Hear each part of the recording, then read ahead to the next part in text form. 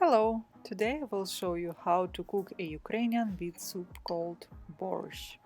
It has been a staple dish in Ukrainian cuisine for generations. Ukrainian borscht has been recognized as an intangible cultural heritage by UNESCO. I have divided the process into three simple parts to make things easier to understand. The best option is a pork rib to bring us a rich bone broth with all its health benefits, but you may use any other meat you prefer.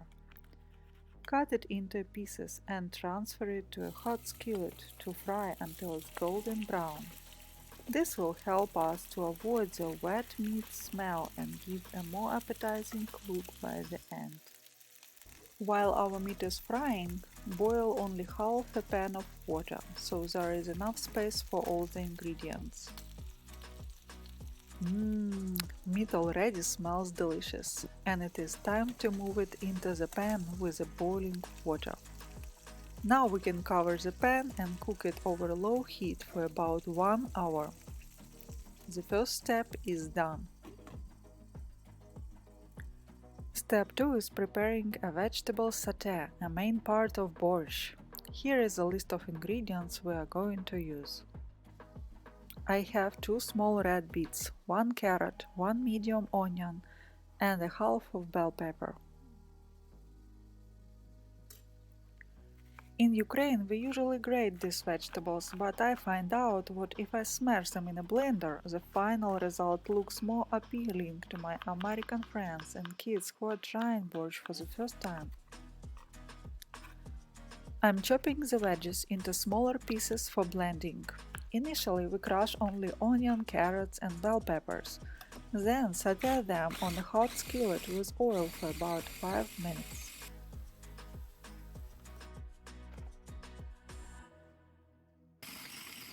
Then chop the beets and add them to skillet, stirring constantly.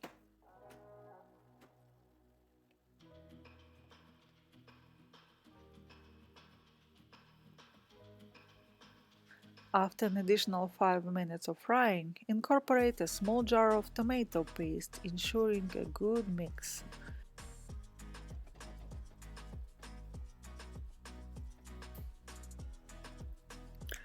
Conclude the sauté with 1½ tablespoon of sugar, stirring constantly on a low heat for another 5 minutes.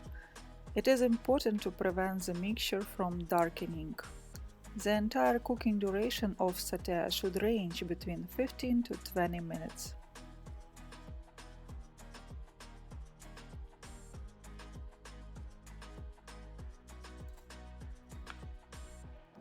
In the third part, peel and dice 3 large potatoes.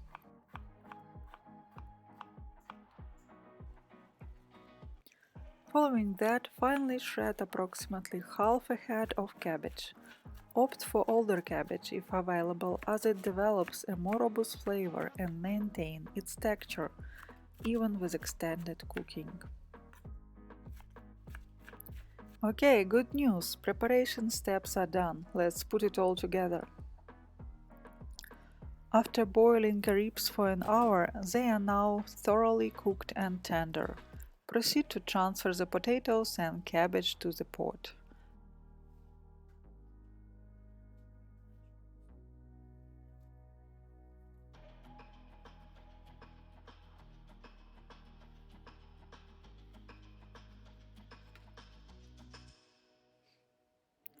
Allow it to simmer for 10 minutes over medium heat.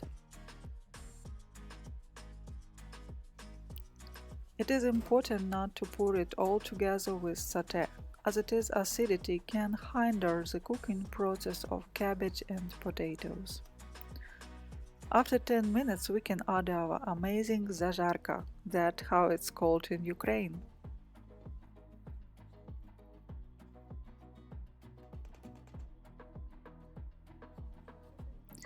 Season with salt and pepper according to your preference, then thoroughly mix it all together.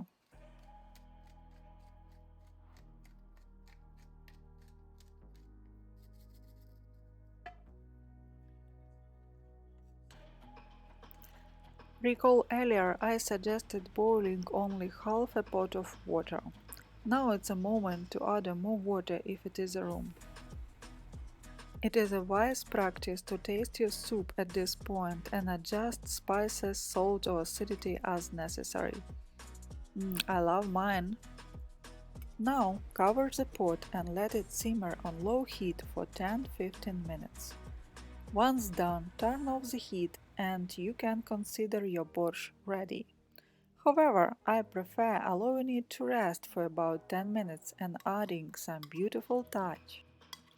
On my plate I have olives, minced garlic, parsley, a lemon to squeeze the juice if you like a note of acidity in your food.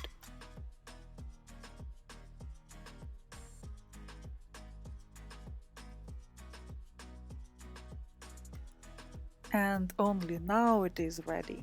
Look how beautiful and delicious it turns out to be. Can't wait to try it. Oh, by the way, borscht stores really well. You can keep it in a refrigerator for a week, and for some people it is even more delicious on the next day. Enriched with a wealth of vitamins, minerals, and oxidants, borsch's rich and deep flavor can delight the taste buds, contributing to satisfying and joyful eating experience. Serve it with sour cream or plain yogurt and garlic bread. Enjoy! Please consider to like and subscribe to support my channel. Thanks. Goodbye.